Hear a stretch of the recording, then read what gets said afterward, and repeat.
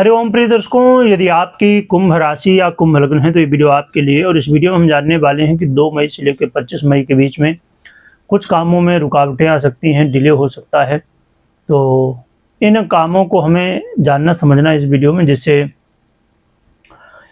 हमें पहले से ही उसी हिसाब से तैयारी करके रखना चाहिए जिससे काम डिले ना हो। उपाय भी हम जानेंगे। प्रिय दर्शकों, 2 मई 2026 को बुध अस्त होने जा रहे हैं और 25 मई तक अस्त रहेंगे।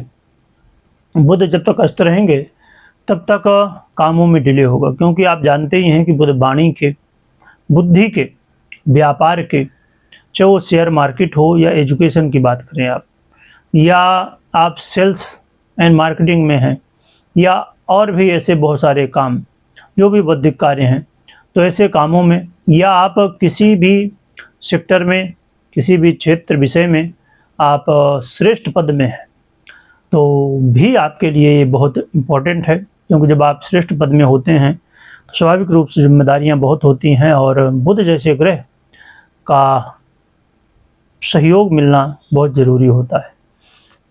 इसीलिए आइए जान लेते हैं कि बुध अब अस्त होने जा रहे हैं, परंतु किन विषयों पर इनका प्रभाव रहेगा इस समय, कहाँ पर हमें पहले से प्लानिंग करके रखनी होगी।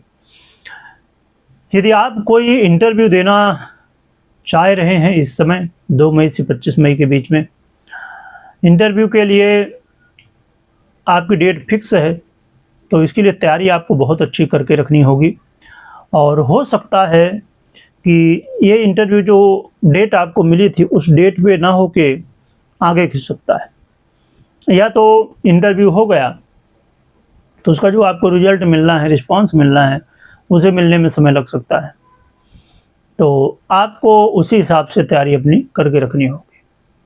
आप कोई भी क्रिएटिविटी से जुड़ा हुआ काम करते हैं, ऐसे कामों में सफलता तो मिलनी है आपको, परंतु इन कामों में सफलता मिलेगी, परंतु थोड़ा संघर्ष भी रहेगा, थोड़ा टाइम लगेगा, बार बार प्रयास करने होंगे। और ये समय लव पार्टनर के लिए काफ़ी अच्छा है। लव पार्टनर के बीच में तो किसी तरह वाद विवाद था, वो दूर होगा, और यहाँ पर वाद विवाद दूर होने वाला है, परंतु थोड़ा समय लग सकता है। ये जो बातें चल रही हैं आपस में, तो ये थोड़े और लंबी खिंच सकती हैं। तो आपको बिल्कुल परेशान नहीं होना, हताश नहीं होना है, इस समस्या का भी समाधान मिलेगा। बस ज़रूरत है थोड़ा धैर्य की। ये विद्यार्थियों के लिए काफ़ी अच्छा समय है, और बहुत सारे लोग इन्वेस्टमेंट करते हैं अलग अलग जगह पर, उनको भी इस समय कुछ लाभ मिल सकते हैं, परंतु इन्वेस्टमेंट हमेशा ही सोच विचार के, बहुत अच्छे से जानकारी लेके, और जब पूरी तरह लगे कि हाँ ठीक है, तभी आगे बढ़ना चाहिए। इस समय अचानक यदि कोई भी काम कर रहे हैं तो उन कामों में अचानक लगेगा कि अरे ये काम तो अब होने वाला था, पर क्या हो गया है। तो ऐसी चीज़ें यहाँ पर हो सकती हैं, जो कि अचानक धन लाभ के अवसर भी मिलेंगे।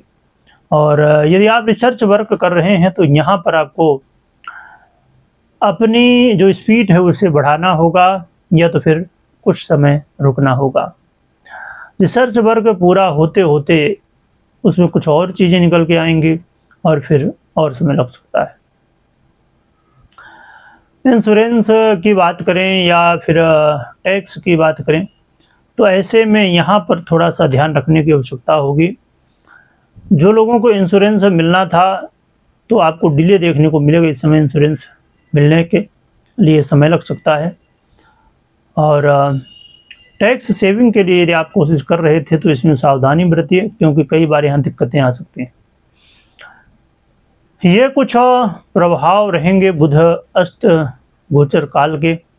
और बुध जैसे ग्रह जब अस्त होते हैं तो इसका प्रभाव बहुत ज़्यादा देखने को मिलता है, क्योंकि बुध को आप जानते हैं कि ऐसे ऐसे इनके पास कारक तत्व हैं जो कि बहुत, अब हम बात करें तो अब सोचिए बुद्धि का आधिपत्य है, तो व्यक्ति कोई भी निर्णय सही ढंग से नहीं ले पाता, या ले पाता है तो वो उस समय नहीं हो पाता, समय लग जाता है। कुछ काम तो ऐसे होते हैं कि वो तुरंत ना हो तो बिगड़ भी जाते हैं, तो ऐसे कामों के लिए तो बड़ी मुश्किल हो जाती है। इसके अलावा कोई भी नौकरी करता हो व्यक्ति, कोई भी क्षेत्र आप ले सकते हैं तो ज़्यादातर जो नौकरी हैं वो कहीं ना कहीं व्यापार से जुड़ी हुई हैं। तो व्यापार के अधिपति स्वयं बुध हैं और व्यापार में जब उतार चढ़ाव आता है तो इसका प्रभाव नौकरी पर पड़ता है। इसीलिए बुध जैसे ग्रह जब अस्त होते हैं तो आप देखेंगे 2 मई से लेकर 25 मई के बीच में कि निर्णय लेने में थोड़ी सी दिक्कतें आ रही हैं और कामकाज में थोड़ा ज़्यादा प्रेशर बढ़ जाना, ज़्यादा छोटी छोटी बातों को लेके बातें होना, ऐसी चीज़ें जैसे हमने अभी समझा। तो ये चीज़ें यहाँ पर समझ के हमें रखना है और उस हिसाब से प्लानिंग करना है। क्या उपाय करें? तो गौ माता की सेवा करिए, चारा खिलाइए और 4 मुखी रुद्राक्ष धारण कर सकते हैं। बाकी आपको कोई भी निर्णय लेना हो तो अपनी पर्सनल कुंडली विश्लेषण के बाद ही निर्णय लें। वीडियो देखने के लिए बहुत बहुत धन्यवाद।